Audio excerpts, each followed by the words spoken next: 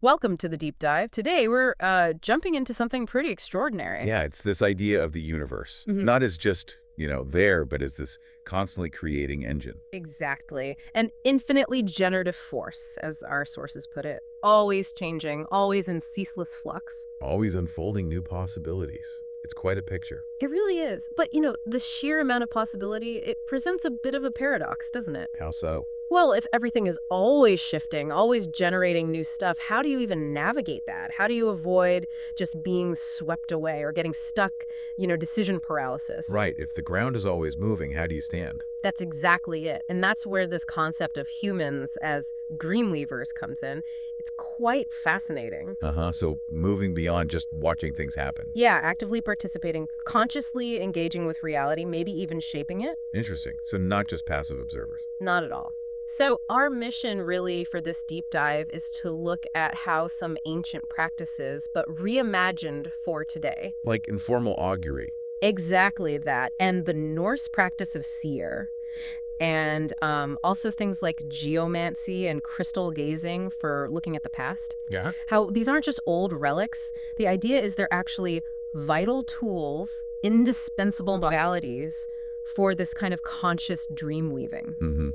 Tools for navigating and shaping. Navigating the present, shaping the future, and maybe even healing the past. That's what we want to unpack today based on this really interesting material. Sounds good.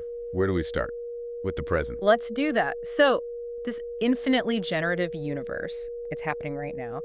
The immediate challenge is, okay, how do you deal with the present moment? Right. How do you find any sort of immediate localized meaning when there are just, endless possibilities swirling around on a bigger scale? It feels chaotic sometimes. It can. Yeah. And that's where informal augury comes into the picture in a really interesting way. Okay, so tell us about that. It's not formal rituals? No, not necessarily. It's much more fluid, much more personal. It can Mhm. be as simple as like noticing how birds are flying as you're walking Yeah. and getting a sudden flash of insight from that. Or maybe seeing subtle patterns of light when you're doing geomancy or gazing into a crystal. So very spontaneous. Very spontaneous, intuitive. And the focus is really local, right here, right now, for immediate guidance without needing some big setup. Okay, that makes sense. And the first benefit you mentioned is localized coherence. What does that actually mean in practice? Well, think about it. If the big picture feels overwhelming, focusing locally helps.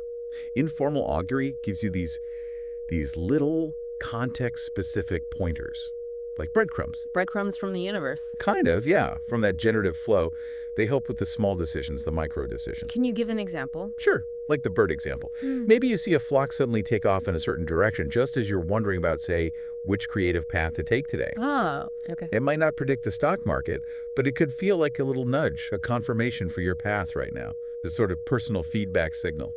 Like the universe giving you a quiet little thumbs up. Exactly. Or a nudge in a different direction. It provides coherence right where you are. I like that. Okay, and then there's intuitive calibration and attunement. Yes, this is really key. Practicing this regularly, paying attention to these subtle, often nonlinear cues, it trains your intuition. How so? It builds this deep, embodied connection to your immediate surroundings. You start to just feel the flow of things more directly.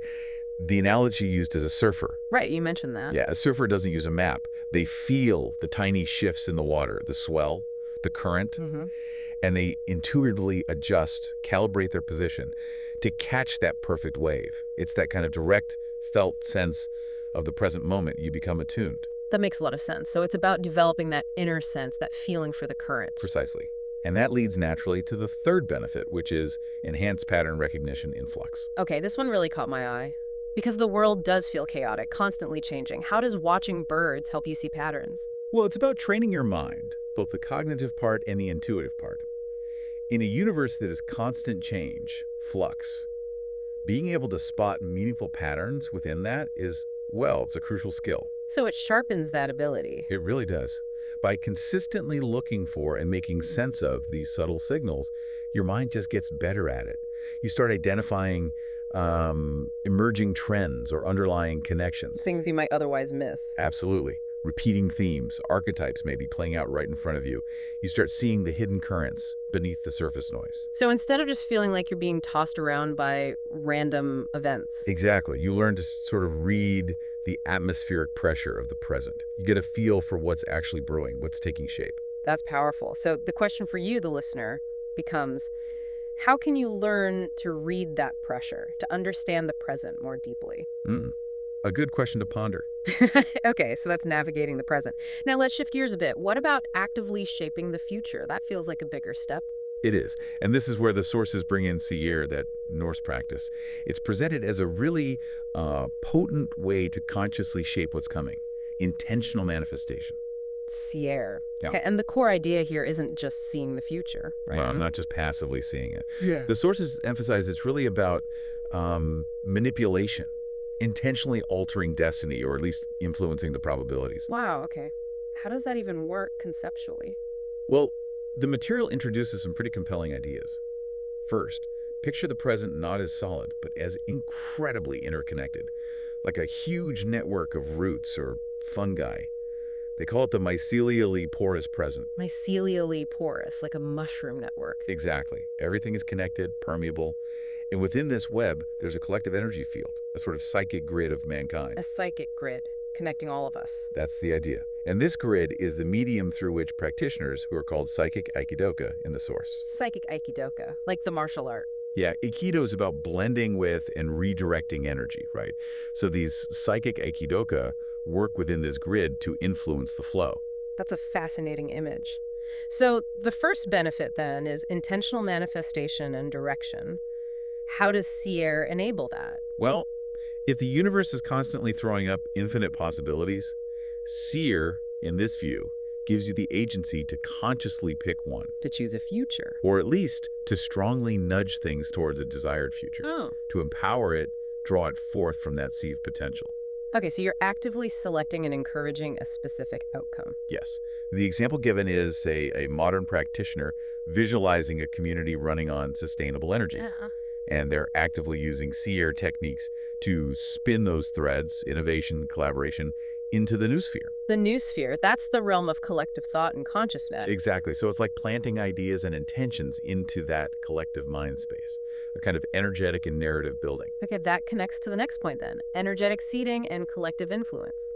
Right. Because of that mycelial porosity, that interconnectedness, the psychic grid allows for strategic seeding. Seeding intentions. Intentions, specific energies, maybe even archetypal patterns. You plant them into that collective field, the noosphere. Like planting a specific seed in garden soil. That's the analogy they use. The soil, the noosphere, has vast potential, but the seed you plant influences what actually grows. So a psychic aikidoka could, seed patterns of compassion? Potentially, yes, to try and counteract conflict.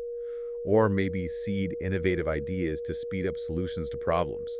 It's about influencing the collective energy field. Which leads to interconnected agency and co-creation. It's not just one person acting alone. No, that's a key point.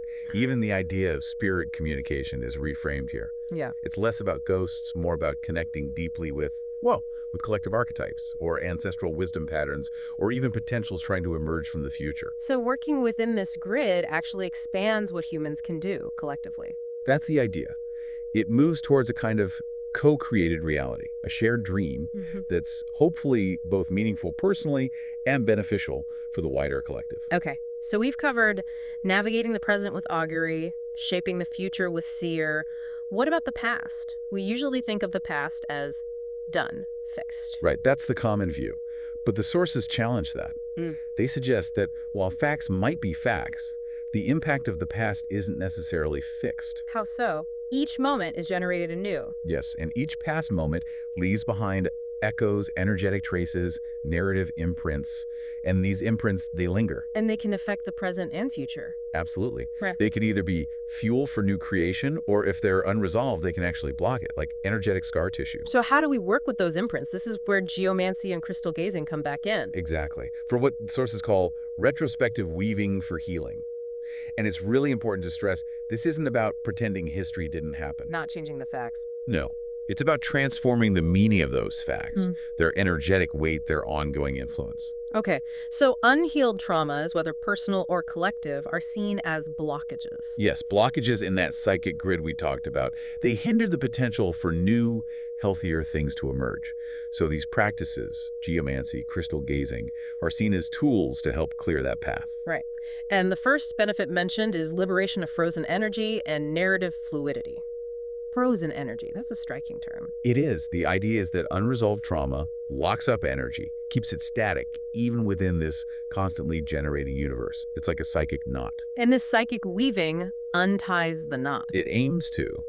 By mentally mining the psychic grid, as they put it, you can identify and release that frozen residue. And geomancy plays a specific role here. Yes, geomancy is often about interpreting the earth energies, which can be understood metaphorically as the collective memory, the ground of human experience. So it helps read those deep imprints. Exactly. To identify where those collective pains or stagnant patterns are held so they can be addressed and hopefully released. Which allows the energy to flow again. Hopefully, yes. And that leads to the next point. Dynamic synthesis of wisdom from trauma. Meaning the trauma isn't just erased, it's transformed. Precisely. It's about reevaluating those past events, not just as sources of pain, but as potential sources of knowledge, of wisdom. How does that happen? Through mental mining? Yes, using focused intent, maybe amplified by techniques like crystal gazing, to access those deeper informational currents within the psychic grid. So crystal gazing isn't just seeing pictures, it's accessing information. In this context, yes. The examples like gazing into a crystal to help repattern collective thought forms around a past trauma, gaining insights and shifting the pain into a resource for growth. Transforming the poison into medicine, in a way. That's a good analogy for it, yeah. Okay, and the ultimate goal, the final benefit here is unimpeded future creativity. Right. Because if you release those blockages, if you reweave those restrictive old stories, The present becomes more open. exactly, more porous, as the source material puts it, more open to new, healthier possibilities flowing in from that infinite generative potential. So healing the past literally frees up the future. That's the implication. It allows the universe's creative force to flow without being constantly snagged on old wounds. So, a question for you listening. How might your own creative potential, your own dreamscapes become more vibrant if they were built on lessons learned rather than wounds repeated? That's the core of it, really. So to wrap this up then. Well, if we bring it all together, what we've seen is informal augury, giving us that immediate, intuitive way to navigate the present moment, the constant flux. Right. Finding those local breadcrumbs. Then CR offers this quite potent way to actively engage with shaping the future, not just waiting for it. Intentional manifestation seeding the grid. And finally, recontextualizing the past, using tools like geomancy or crystal gazing, allows for healing, integrating those historical wounds, turning them into wisdom so they don't block what's next. And this figure, the psychic Aikidoka, seems central. Yes, they emerge as this really interesting figure, not someone imposing their will rigidly, but someone skilled in, well, harmonizing. Harmonizing with the flow. Exactly, harmonizing with that dynamic, flowing nature of reality, using skill and awareness to help guide that potential chaos towards coherent, desirable outcomes. So it's a dance, not a fight. Beautifully put, it's a dance. And maybe the final thought to leave everyone with is this. Go on. In a universe that's infinitely generative, maybe true mastery isn't about trying to predict some fixed future, because maybe there isn't one. Maybe it's actually about the art of dreamweaving, the conscious, skilled, and hopefully compassionate art of continually reshaping, reinterpreting, and creating meaning. Within that boundless potential. Within that boundless potential, moment by generative moment.